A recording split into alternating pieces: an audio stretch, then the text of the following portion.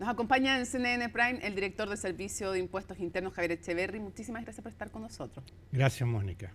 Si usted tuviera que explicarle cuando asumen esta gestión, ahora ya por alta dirección pública después del proceso, ¿cuál es su prioridad? Explíquenle a los chinos cuál es su prioridad en el Servicio de Impuestos Internos. Bueno, como cualquier director de impuestos quiere que disminuya mucho la evasión.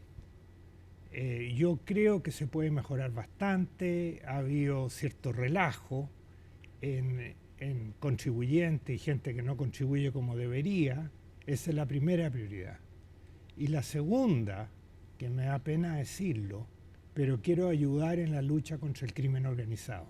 Vamos a profundizar en eso, pero antes quisiera preguntarle, ¿con qué servicio de impuestos internos se encontró? En lo bueno y en lo malo. Claro, primero yo estuve hace 22 Sí, años, entonces me encontré con un servicio que era mucho más grande, de 2.500, 2.700, hay 5.000 funcionarios, más complejo, porque ahora la tributación internacional es más importante, las multinacionales, hay que ver los precios de transferencia, está la norma general antielusión, que son personas y empresas que debiendo actuar de una manera, actúan de otra solo para eludir los impuestos. Claro. Son temas que antes no estaban. Ahora, igual yo creo que hay muchas oportunidades de mejora, Mónica. Que las cifras a veces no cuadran, que a veces, como todo el país, había un cierto relajo. Ahora estoy conversando y trabajando con todos los funcionarios para salir a fiscalizar. Ya le voy a preguntar eso, pero antes, por ejemplo, ¿se sabe realmente, hubo toda una discusión con el anterior director de Servicio de Impuestos Internos, Frigolet, respecto del nivel de evasión? ¿Sabemos qué nivel hay de evasión de impuestos en Chile realmente? Bueno, en eso estamos. O sea, ¿no hay una cifra así precisa hoy día? Lo que mejor se mide es el IVA. Ya. El IVA estaba en órdenes de 30% y se ha bajado del orden de 24, 23%. Okay. Pero estoy hablando desde el año 90, que yo conozco, se bajó hasta cifras del orden de 20 en IVA y después se ha mantenido más o menos con altos y bajos en torno a eso. ¿En comparación con otros países es normal o se va del IVA más que en otros países? Bueno, depende con quién uno se compare. Ojalá con los que lo hacen bien. Yo creo que en Latinoamérica Chile es un ejemplo. Ya. Pero si nos comparamos con Francia, con Alemania, con Italia, obviamente que estamos más, con Francia, con España, Italia no estoy muy seguro. No, podría ser una diferencia. O sea, a nivel OCDE no estamos.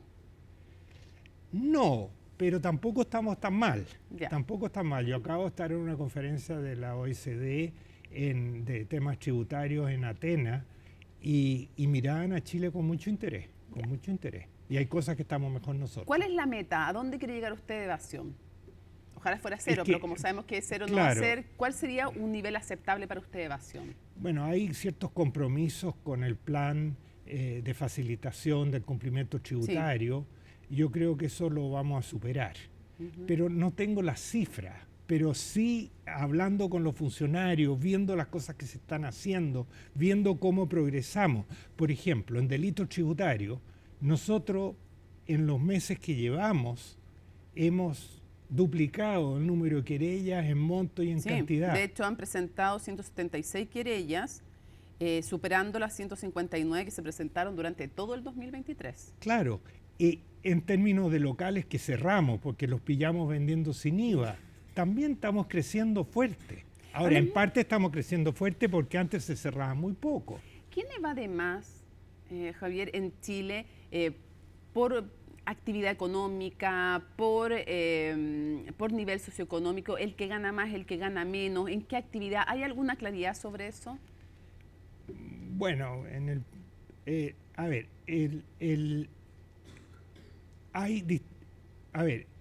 términos del IVA, obviamente que el comercio chico muchas veces no paga, no da la boleta, pero también hay sectores que trabajan al margen de la legalidad, a veces en la parte agrícola, a veces o sea, hay sectores en que la gente se salta la legalidad. Por Entonces, ejemplo, ¿cuáles son en los que se están saltando la legalidad? Que es fácil detectarlo, que usted ya lo tiene claro más o menos. bueno, a ver, lo que hicimos fue reinstaurar el control carretero en Angostura.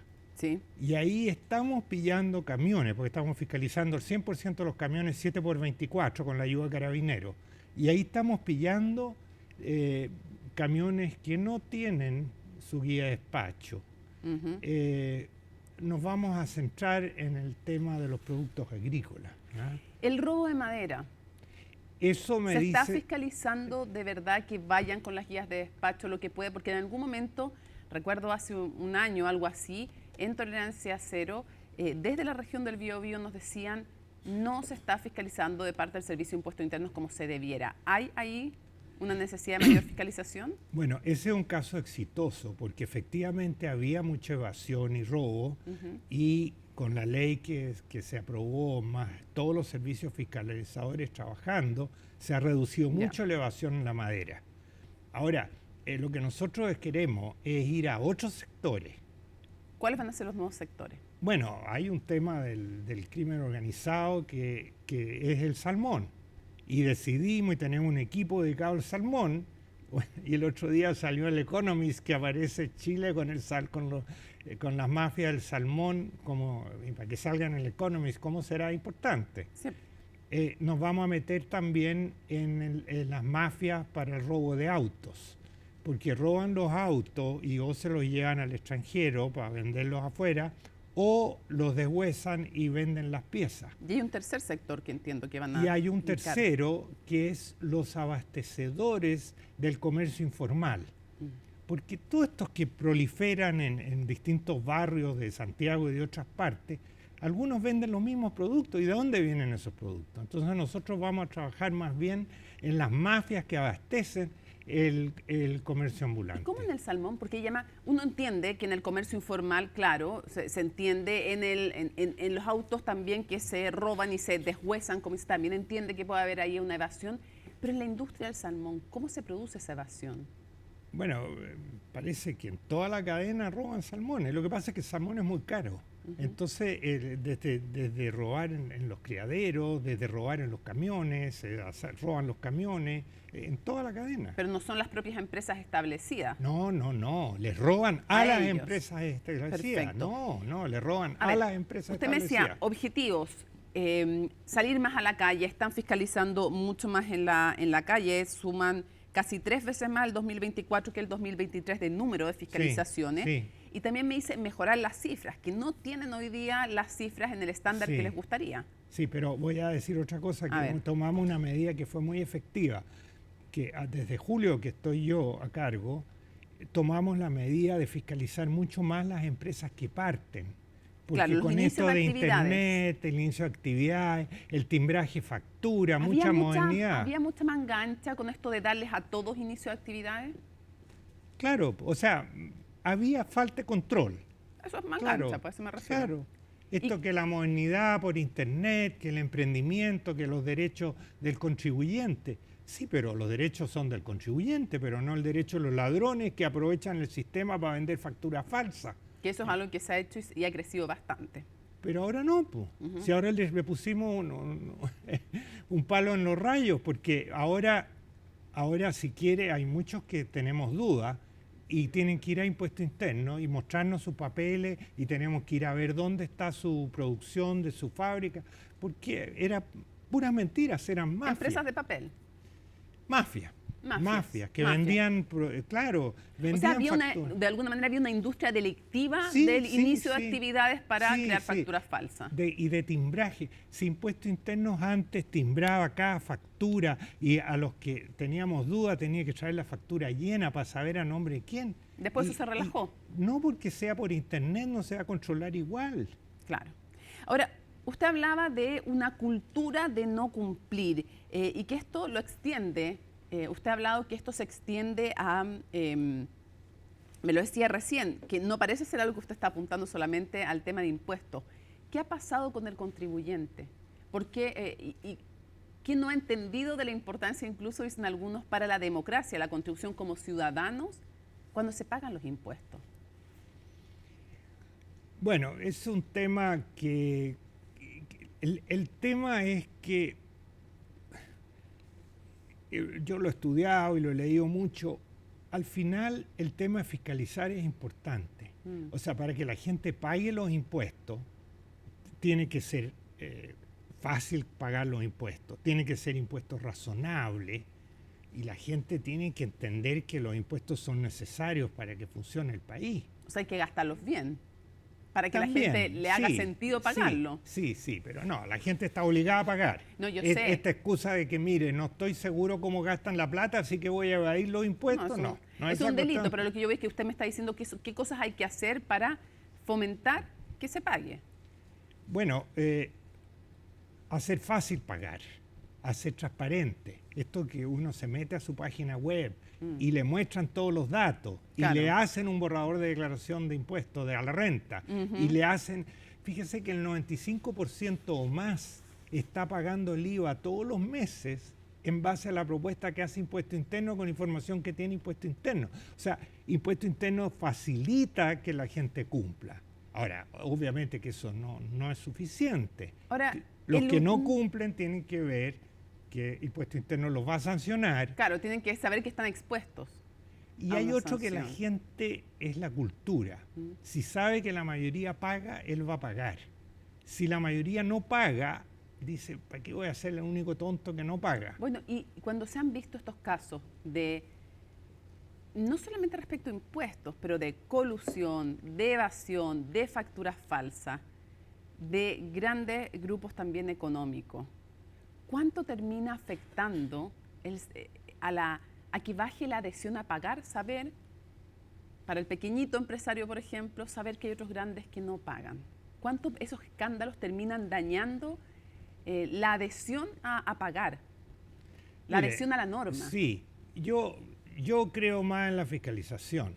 O sea, si la gente sabe que si no paga, lo van a detectar. Y por otro lado, que no es difícil pagar, yo creo que eso es lo más importante. Ya. Ahora, al revés, yo le voy a decir que si uno pilla a alguien que es un gran evasor y lo sanciona y termina preso, eso también afecta porque todos dicen, oye, me parece que hay que pagar. Es que a eso iba. ¿Cuál es la sanción por qué ustedes están presentando querellas? ¿Cuál es la sanción que usted cree que se merecen las personas que no pagan impuestos? La cárcel. Con delito tributario. Yo no quiero distinguir, no digo que cualquiera que no pague, no. Alguien que reiteradamente hace maniobras por cifras importantes para evadir los impuestos y que sabe, esa persona, de acuerdo a la ley, tiene pena de cárcel y nosotros estamos accionando y le pidiendo a la Fiscalía que meta a esa gente a la cárcel. Pero es que eso es la ley. Pero hay un símbolo también en eso, aparte que esa sea la ley. Se está mandando un mensaje a la sociedad. Pero claro, pero es que, bueno, y el mensaje lo hicieron los legisladores cuando decidieron que alguien que hacía maniobras muchas veces por montos grandes tenía que ir a la cárcel. Bueno, y yo siempre cuando fui director presenté querellas contra tales y cuales personas por estas pruebas y contra todos los que sean responsables. Y ahora estamos de nuevo presentando querellas. Claro, porque si le pasamos a la Fiscalía una querella para que estudie y presente la querella, no podemos decirle a la Fiscalía, mire, solo estos nombres. Pero resulta que si aparece otro nombre que también estaba coludido, no, porque yo no lo puse en la querella. Es que yo no puedo estar más de acuerdo con lo que estoy escuchando, pero de nuevo recuerdo que hubo un momento cuando empezaron el tema de las platas políticas y llegaron a todas las orillas políticas este tema y en el fondo la única forma, como usted dice, el único que puede presentar querellas por delitos tributarios es el Servicio de Impuestos Internos. Claro. No hay más. Entonces, si dejaban de presentar querellas, le amarraban de mano a la Fiscalía y yo recuerdo que pasamos de estas querellas amplias contra quienes resulten responsables a querellas nominadas y después un tercer tipo, nominadas exclusivas, en que decían solo a estos. Y después pasamos a ni una querella. Entonces yo lo quiero llevar un poquito para ir a otros temas después, lo quiero llevar a ese momento. ¿Fue un error, cree usted, el Servicio de Impuestos Internos, como ya han reconocido otros, el dejar de presentar querellas en el tema de las platas políticas por la señal que se dio también de impunidad? Mire, Mónica, yo le voy a dar mi opinión sobre el punto. ¿Cuál es? Usted tiene razón desde el punto de vista de las querellas, que es curioso lo que pasó. Es cierto. Sin embargo, yo creo que muchas veces, o en este caso, los políticos trataron de usar a impuestos internos para castigar a los que usaban mal las platas políticas. Porque en las leyes del financiamiento político no fueron claros en las sanciones que había. Entonces ellos tienen un error por omisión, o tal vez porque no querían que haya sanciones muy grandes si usaban mal las plata en las campañas. Entonces el único que tenía la posibilidad de meter preso era impuesto interno, entonces trataron, como se dice, sacar las castañas con la mano del gato. Pero hay un tema de omisión. O sea, debiera haberse hecho, pero es que de nuevo, claro, también en los temas electorales solo el servicio electoral puede querellarse. Entonces, vuelvo al tema. Sí, pero por lo menos si hay un tema electoral que se querella el servicio electoral, pero si el servicio electoral no tiene las facultades, entonces todos miran a impuesto interno. Es que se evadieron impuestos ahí, pues. Sí, o sea, se financió ilegalmente la política y además se evadieron impuestos. O sea, se aprovechaba hacer como el PAC. O sea, se financia ilegalmente la política y además se rebajaba impuestos. Yo se lo voy a poner de otra manera. Ya, pero primero para entender algo, sí, le voy a ¿estuvo contestar. mal que separaran esas querellas? O sea, yo creo que las querellas son contra todo el que resulte responsable. Ya, por eso le digo, estuvo mal que en el tema de las platas políticas querella, claro. separaran. Sí, pero yo le voy a decir, hay otra mirada, porque son temas complejos. A casos similares hay que aplicar lo mismo. Sí, claro. Entonces, si hay otros casos en que impuesto interno no se estaba querellando por encontrar que no era muy grande, que era poca plata, entonces ahora cuando es político, ahora sí hay que querellarse. Que sí se estaban querellando. Recuerdo cuando terminó con cárcel un comerciante de Puerto Montt que había evadido como 1 millón de pesos. Claro. Entonces se decía, no cuadra nada, porque en otros casos se querellan y en estos no. Era al contrario. Yo doy cosas generales. Sí. Como yo no estaba a cargo, no le puedo dar todos los detalles. Pero en una mirada general. En una mirada general, yo creo que se debería haber sido con sanciones más duras cuando se aprobaron las leyes de las platas políticas. Y cuando surgieron los problemas, vieron que el único que tenía las atribuciones por temas tributarios era impuesto interno. Ya, pero ellos debieron ejercer esas atribuciones. Yo creo que sí. ¿Usted lo hubiera ejercido? Pues es su criterio. Yo sí, por supuesto. Ya. Pero lo habría ejercido con los mismos criterios que lo estaba haciendo con otros empresarios. ¿Ah? Claro. No había sido especialmente duro con los políticos. No, fue igual. Eso. ¿Qué fue lo que no pasó? Usted sabe, se paralizaron las querellas. Bueno, es público, se han sabido las Exacto. cosas, es público. Sí. Usted tiene razón. Quiero hacer una pregunta.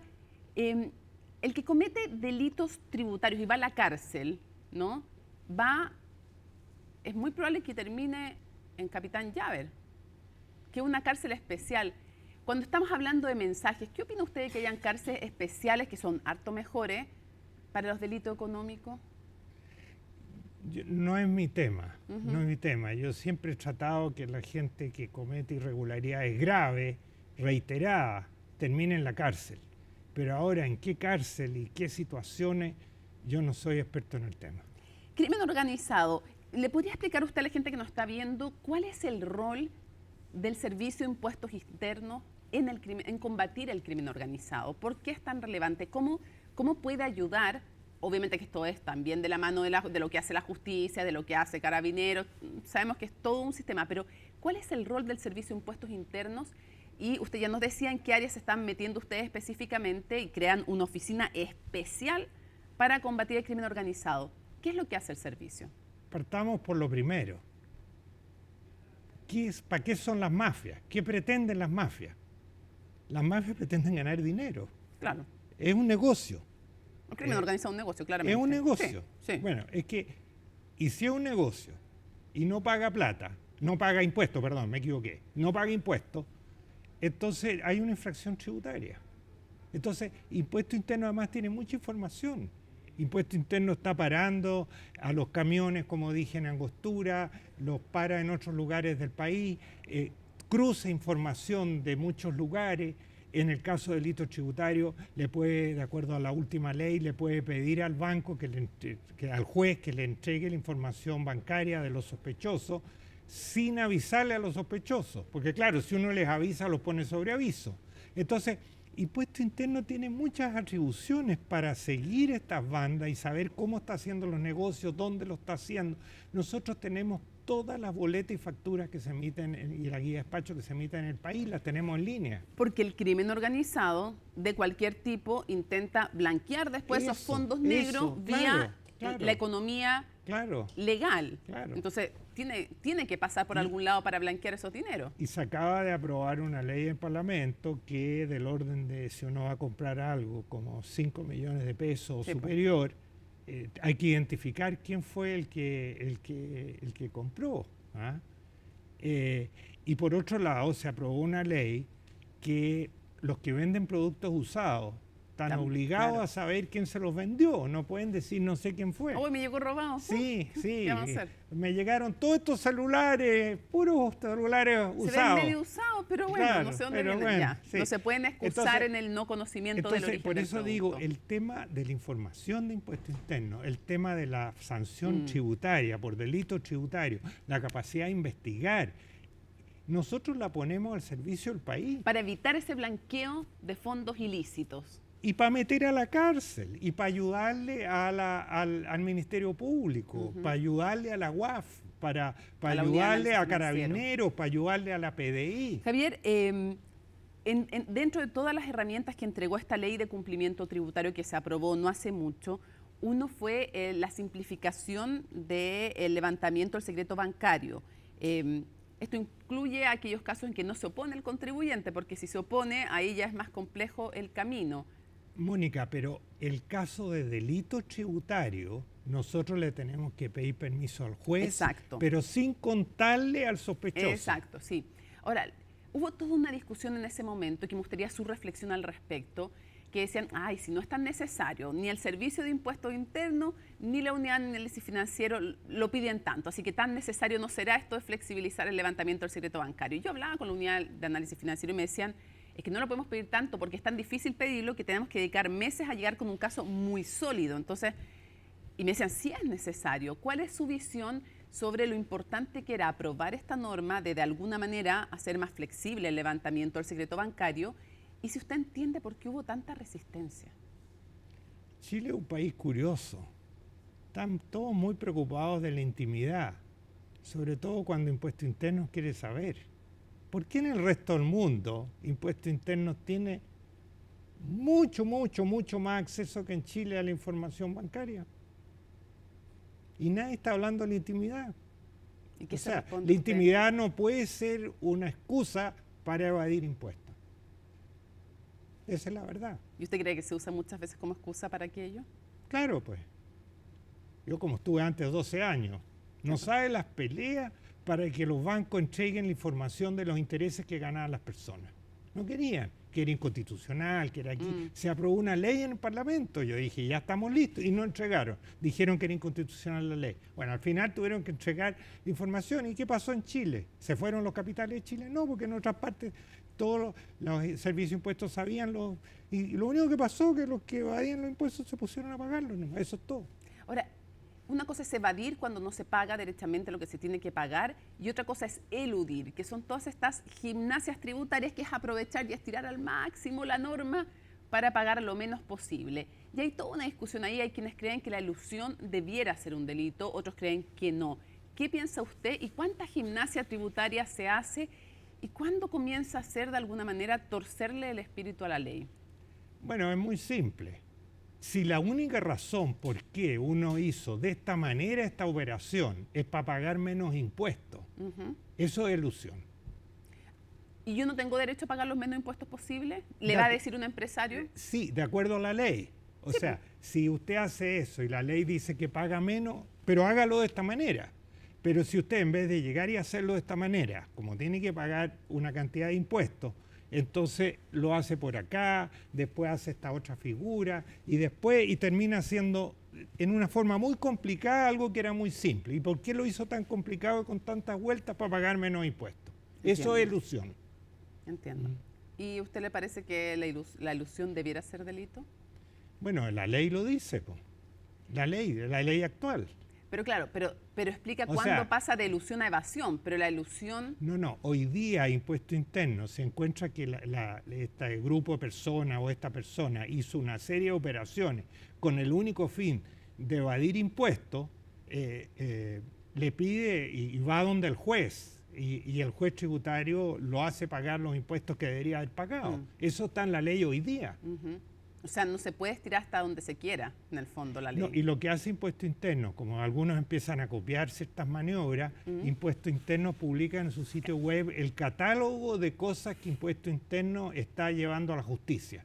Entonces los asesores tributarios ven y dicen, ya, parece que esto ya no lo puedo hacer más porque Impuesto Interno a todos los que hacen esta figura lo está mandando a la justicia. Claro, pues, es la pega nuestra. Además, la ley dice eso, que no se pueden hacer estas figuras con el solo fin de saltarse el espíritu de la ley. Entiendo. Quiero llevarlo al tema audios y preguntarle respecto de las querellas que ha presentado. Hay varias querellas contra los hermanos Khalaf por un perjuicio fiscal de 161.744 millones de pesos. Hay otra en contra de Daniel y Ariel Sauer, en fin, Leonardo Villalobos, Luis Angulo, Luis Hermosilla. Hagamos un global. ¿Qué tan grave ha sido este llamado caso Audios Hermosilla, o como se quiere llamar, el caso Factop también? Porque tiene como hartas aristas y ya hemos visto toda la crisis política y judicial que ha derivado. Pero en lo que tiene que ver con la arista inicial, con los temas de hacer bicicletas, facturas falsas, evadir impuestos, ¿qué tan grave es este caso?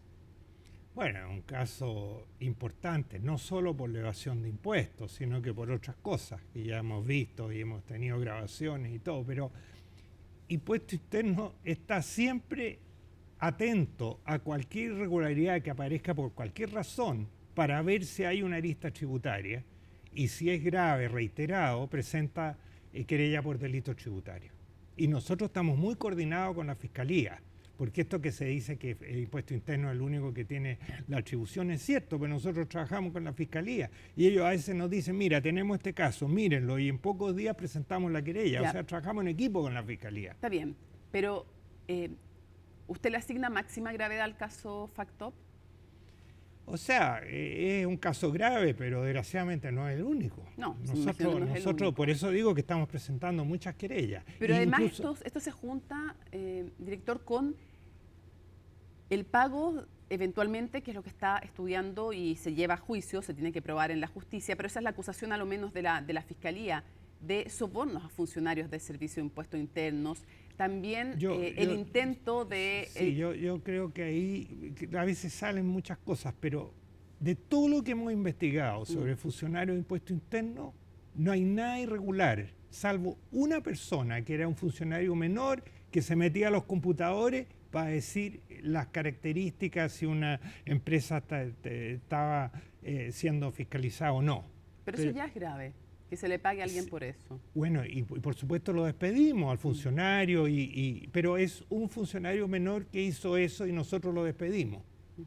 Pero no es que todo el servicio de impuestos, hay 5.000 personas, No estoy entonces pretendiendo estamos decir hablando de eso. una persona. Pero me refiero que como conducta a nivel ético, judicial, es grave que empiecen a aparecer esas cosas.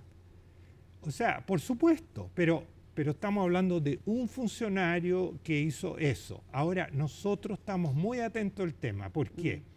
Porque así como el crimen organizado no existía en este país y ha llegado, nosotros sabemos que en otras partes el crimen organizado funciona coimeando, pagándole soborno a los funcionarios públicos, a la policía, a los jueces, a todo el mundo. No a todo el mundo, a mucha gente.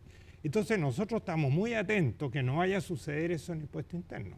Y de alguna manera el caso Hermosilla y ese audio que usted, me imagino por lo menos partes tiene que haberlo escuchado, ¿prende también las alarmas? No digo solo en el servicio de impuestos internos, sino que en general el escuchar a empresarios con abogados hablar de esa manera, reconocer, hay que probarlo en la fiscalía, pero reconocer que están pensando en cometer un delito, que lo que están haciendo es delito, que quieren coimear gente, que quieren juntar plata para hacer un fondo para coimear personas. Y todas las expresiones que ahí escuchamos, ¿son alertas? ¿Qué le pasó a usted cuando escuchó eso? Yo lo que he escuchado es que a veces dicen que quieren plata para coimear. Y no es para coimear, se la ponen en el bolsillo los que dicen que necesitan la plata para coimear. Entonces... pero más allá de la coima, cuando usted escuchó ese audio, ¿qué le pasó? Bueno, es grave, pero si me pregunta a mí, yo siempre he estado atento y alerta a ese tema. Nosotros tuvimos, por ejemplo, cuando yo llegué, pero lo estoy hablando hace tiempo, el año 90, tuvimos los Apenco y Feliciano Palma, sí, pues, y todo ese caso, y que había algunos funcionarios que tuvieron que irse porque de alguna forma habían ayudado a que hiciera ese fraude Feliciano Palma. Entonces, esto no es un tema nuevo. ¿Qué le parece el rol de Luis Hermosilla? Atroz, ¿qué quiere que le diga?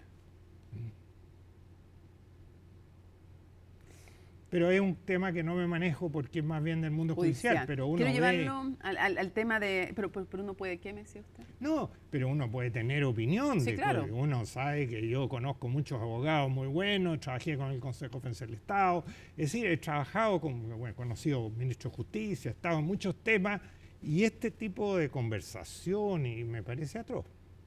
Antes de cerrar con el último tema, que tiene más bien que ver con la economía, al que lo quería llevar en este paneo que hemos hecho por distintos temas, ¿usted cree que sería bueno que el Ministerio Público también tuviera la facultad de querellarse por delitos tributarios y no solo el Servicio de Impuestos Internos? Yo creo que no. Este es un tema muy especializado. Impuesto Interno tiene equipos que están dedicados al tema. Yo creo mucho más, como se le dice, se lo dije personalmente al fiscal, que trabajemos juntos. Ellos investigan algo por otras razones y ven que hay un delito tributario, nos pasan los datos y a los pocos días nosotros presentamos la querella y ellos siguen adelante. Nosotros tenemos funcionarios nuestros en las oficinas de la Fiscalía, con los computadores, con la información nuestra. Estamos colaborando con la Fiscalía. Yo creo que esa es la solución. ¿Y qué pasa si se presiona al director del Servicio de Impuestos Internos, que es designado por el gobierno de turno, como pasó en el pasado, para detener querellas? ¿No es un riesgo que todo dependa de un solo organismo? Mire, acabamos de tener la discusión en el Parlamento.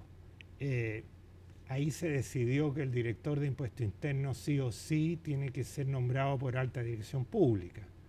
Entonces, si bien el gobierno de turno puede despedir al director de Impuestos Internos, no puede nombrar al que quiera, porque va a tener que nombrarlo por alta dirección pública. Okay. Ahora, yo fui 12 años director de Impuestos Internos la otra vez, estuve con 3 gobiernos, jamás nadie del gobierno me presionó para nada. Y de acuerdo a la ley, de repente me pedían, oye, tenemos un caso terrorista, ¿por qué no me averiguas tal o cual dato? Y yo decía, de acuerdo, pero me lo tiene que pedir el ministro. Perfecto. El ministro del Interior. ¿Ah? ¿Cómo corresponde? Yo quiero decir que yo nunca me presionaron por nada. A lo mejor no se atrevían, no sé, pero o sea, había un respeto muy grande por el servicio. Es importante que no se pierda ese respeto. Para cerrar, vamos al tema de la economía, el último que quería tocar con usted. El gobierno, en toda esta reforma al impuesto a la renta, se supone que se presentaría por ahí por diciembre, se piensa bajar al 25% el impuesto a las empresas, y la futura presidenta de la CPC, Susana Jiménez, dijo en entrevista con Agenda Económica, con Nicolás Paut, que ellos iban a bregar porque fuera el 23, no el 25, se bajara más. Ese tema es un tema que ve el Ministerio de Hacienda. Yo soy director de Impuestos Internos y yo voy a implementar lo que resuelva el Parlamento con el ministro. Ya, pero ¿usted cree que hay espacio para bajar más o las arcas están medias apretadas? Ya, de nuevo, es un tema del ministro por el lado del gasto. Sin embargo, por el lado de Impuestos Internos, yo estoy con todos los funcionarios muy esperanzados que vamos a aumentar bastante los ingresos por menor evasión y por la última ley que se acaba de aprobar. Entonces, nosotros, la pega nuestra es que disminuya la evasión y aumenten los ingresos. Y en la teoría, ¿qué dice la teoría de los impuestos? Que usted maneja bien, porque se ha dedicado buena parte de su vida a aquello. Bajar impuestos reactiva una economía? Sí, pero echa a perder el déficit. O sea, bueno, uno tiene que ver en qué momento es un tema ya de macroeconomía, si necesita mayor estímulo o no la economía, tiene que ver con otros temas. Eh, Aquí, o sea, yo creo que uno hay que hacer que parejo, que todos paguen según el nivel de riqueza y según el nivel de lo que dicen las leyes. En Chile el IVA es bastante parejo, no hay excepciones. Entonces, y tiene que hacer que la economía funcione. Uno como impuesto interno no solo tiene que preocuparse de que se paguen los impuestos de acuerdo a las leyes. Si uno ve una cosa absurda desde el punto de vista económico, uno tiene que ponerle atención para tratar de dar las facilidades para que la economía siga funcionando. Hay situaciones que la ley no es tan clara, entonces uno tiene que buscarse una interpretación que ayude a que los pagos sean todos por parejo y que la economía funcione. Pero en la teoría, ¿qué ayuda a recaudar más? ¿Subir impuestos o el crecimiento económico? ¿Por dónde se recauda más? O sea, es que depende. Si una economía no tiene tasas muy bajas, obviamente que habría que subir las tasas. Pero si las tasas ya son relativamente altas, algunos dicen que hay que bajar algunas tasas, pero aquí hay una gran oportunidad en Chile que todos cumplan, que hay sectores que no se está cumpliendo bien, o en sectores de grandes y pequeños. Y yo creo que eso es lo más importante, que todos cumplan y fiscalizar, porque eso por lo menos es más democrático, lo voy a decir, porque todos tienen que cumplir las leyes. Y ese fue el espíritu cuando usted señaló, que generó harta polémica, que más que subir impuestos, usted prefería antes que aquello que todos pagaran lo que tenían que pagar. Bueno, yo creo que esa respuesta la tiene que dar cualquier director de impuestos en el mundo y cualquier ministro de Hacienda en el mundo. Tiene que opinar. O sea, ¿cómo no va a ser mejor que todos cumplan con la ley a tener que subirle las tasas a los que cumplen y los otros que sigan sin cumplir? Es algo obvio, y de hecho el propio ministro después dijo que bueno, que eso es obvio, y por eso que se presentó el plan de cumplimiento tributario para hacer que más gente cumpla. ¿Y tiene alguna meta de cuántos millones de dólares más van a poder recaudar? No, pero esto es una cosa de largo plazo. Pero yo, por las cifras que tengo, ya estos meses la recaudación de IVA está subiendo un poquito más que la tendencia del consumo, según las cifras del Banco Central. Voy a cerrar preguntando algo que no tiene nada que ver con impuestos, sino que quiero preguntarle por qué usted decide ofrecerse para volver al Estado. Usted dijo, tengo 77 años, yo lo encuentro que está como tuna, encuentro que está súper joven, pero ya, usted fue el que dijo lo de los 77 años. Sí. Pero ¿por qué, después de haber tenido tan larga trayectoria, usted encuentra que era necesario, era deseable para usted estaba dispuesto a aquello? ¿Qué lo motivó a hacer eso? Bueno, porque me importa este país y si yo veo que puedo ayudar. ¿Ah? Yo por eso. Yo le puedo decir una cosa muy antigua, muy antigua. Yo estaba estudiando el doctorado en Estados Unidos. Me fue muy bien. Entre medio hubo un golpe de Estado y cambió Chile. Y yo me había mandado a la universidad, tenía que volver. No tenía ni un interés en volver a la situación, pero igual volví porque me importa el país. Entonces, esto es lo mismo, me importa el país y yo puedo ayudar. Entonces le ofrecí al gobierno y el gobierno y el presidente Boric y el ministro Marcel me dijeron que sí. Por eso, porque quiero ayudar. Creo que puedo ayudar. ¿Y de hecho así lo sienten los funcionarios. Los funcionarios, estoy entendiendo muy bien con ellos. Los tiene a todos ahí. Pero están contentos. Y también la gente puede estar contento trabajando. Absolutamente, absolutamente. Y usted, para cerrar, ¿le daría algún mensaje, sobre todo a quienes ganamos más y a los empresarios también? ¿Les dejaría como director de Servicio de Impuesto Interno algún mensaje? ¿Cuál sería el llamado que usted les haría? Bueno, que tienen que cumplir con las leyes y pagar sus impuestos. Y ojalá que los empresarios y las personas cada vez sean más creativos, inventen nuevas empresas y les vaya mejor. porque el Estado también va a tener una partecita de esa ganancia. Pero si todos se dedican a vivir de poner las plata en el mercado de capitales y se jubilan muy jóvenes y qué sé yo, no están ayudando a que este país crezca.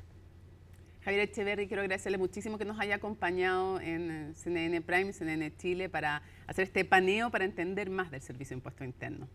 Muchas gracias, Mónica, por invitarme.